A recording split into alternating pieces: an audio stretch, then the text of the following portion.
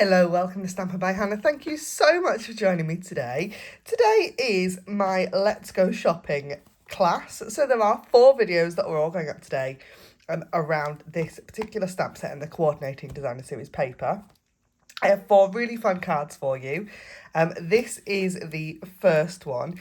I'm not going to give you any measurements in any of these cards. And if you want any of the measurements that I'm going to share with you today, you'll need to purchase the class PDF, and the link is in the down bar below for that. If you're interested in classes with me, do drop me a message. If you pop over to my blog, all my most recent class information will be over there too. Thank you so much. Well, let's get on, shall we? So this is our first card. I have done a lot of pre-cutting bits. If you've purchased the class kit, you will have obviously all the cutting instructions, and I've got like little scraps, but you will have much bigger scraps left. So I've got a balmy blue card base today. I am absolutely loving this colour at the moment, and I particularly love this piece of designer series paper. It is stunningly pretty. And every card like this, these 2 cards are going to be very similar, but they'll be different because the designer series paper is a little bit different behind it. So I'm going to pop this on using some Stampin' Seal.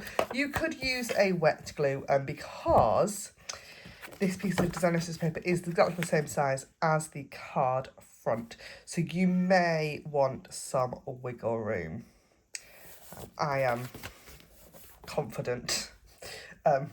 But yeah, that's only because I've been stamping for a really long time. So if you're a newer stamper, you feel free to use a little bit of wet glue to get that positioned correctly. I have already gone ahead and embossed this piece of Melon Mambo cardstock with one of the 3D Essentials embossing folders. I have done some steps off camera just to make things a little bit easier. I'm going to pop that down on my card. Now we need to do a little bit of stamping. So I have got a scrap of basic white, and I have some balmy blue ink. I am not organised, apparently. I thought I was organised. I'm not organised. I've just sort of rushed into filming, I think, today. So I need the shop front stamp and the Wish You Were Here and the little pot plant. These stamps are so cute, and they build on each other really, really beautifully. Now, I was stamping in black with this, so I'm hoping that it will be clean. So I'm going to stamp the shop front with balmy blue ink. Gentle taps onto my stamping pad, and then straight down, straight up onto that piece of basic white. I then need a Granny Apple green ink for our adorable little pot plant. Again, gentle taps and down onto that piece of basic white. Oh, and then put your finger in it, because that's absolutely how I roll here at Stampin' by Hannah. If I can put my elbow in something and get messy, I will. And then I've got the sentiment. So while we're doing our stamping, I will do all of this at the same time. So our sentiment here is heat embossed. So for heat embossing, you need a Versamark ink pad and some embossing powder. I keep my embossing powder in these tubs just because I find it easier. They come in little pots, and I just prefer this way of doing things. I am in need of some more basic white. I think the time to replace this is coming. So I'm going to stamp the sentiment using that Versamark pad, and you can see it on there. And the Versamark's a clear, sticky, kind of gluey ink, so it will hold that powder. I'm going to cover that back up. I'm going to cover my Versamark back up, and then I'm going to bring in my heat gun. I use a Stampin' Up branded heat gun. I'm going to turn it on. I'm going to hold it away from the camera and let it heat up. This is key to getting good quality, quick, non-warping heat embossing. So once it's hot, then bring it in front of your card. You don't need to wobble it all over the place. Once it starts to melt, it will melt the rest of it very quickly. And turn it off. There we go. So pretty. I love a bit of heat embossing. So let's bring in our cut and emboss machine and get these die cut. So I have the mini cut and emboss today, just because I am only doing little bits of die cutting. I'm going to pop that on there. And then I got a shop front die. One thing to note about this die is it does have a right way up, because you've got the little step. So you've got the two bits at the top and then the step at the bottom, which makes it super easy to line up. It's easier to line up on a flat surface rather than my slightly bendy plates.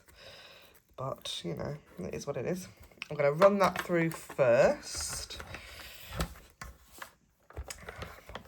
Straight through my machine. Like so.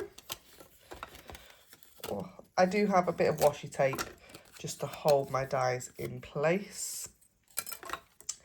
And then I need the little pot plant die. This is adorable. And again, I'm going to use a little bit of washi tape just to hold it in place. This is just a personal preference thing. I just don't trust myself. It's not about the machine, it's about me trusting me. I'll run that through. Like so. Adorable. It's just so cute, this stamp set. Then I am going to take my Stampin' snips and I'm just going to roughly cut out my sentiment piece. I could call it fussy cutting, but I'm not. I refuse to call this fussy cutting because it's so not fussy. Now, on my original confession time, I have put this little hatch, little like canopy on. I can't find the die, the background die for that. I don't know where it's gone. It's somewhere in my office, so I'm going to leave that off. What I have realised as well is I've missed the little table and chairs. Let's put that in while we're thinking about it. This is the thing with these dies, it doesn't matter whether you do this at the beginning or at the end. What I would suggest is you use a nice big block. Don't use a little block. You'd be tempted to use that size block for this. But I'm going to go bigger, and I hope you can see why. So here, I find that the edges get in the way of me seeing where I want the die to, where I want the stamp to go. When I've got a great big block, I've got more space to see. I think Stampin' Up disagree with me and want me to use a little block. However, it's a personal preference thing. So I'm going to stamp that down at the bottom, again in Balmy Blue. Look at that, isn't that adorably cute? Love it. Absolutely love it. I love a little, like a stamp set that you can build on is really, really lovely. So I'll pop a little bit of seal on the back of our shop and pop that down in the middle.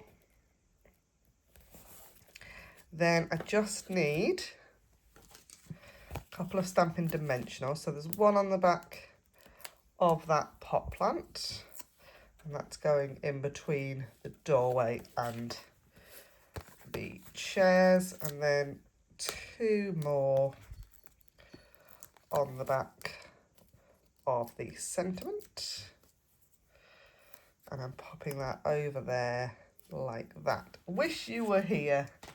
And that is the first card in my class for this month. Thank you so much for joining me. I hope that you check out the other cards in this series and see you soon. Thanks for watching.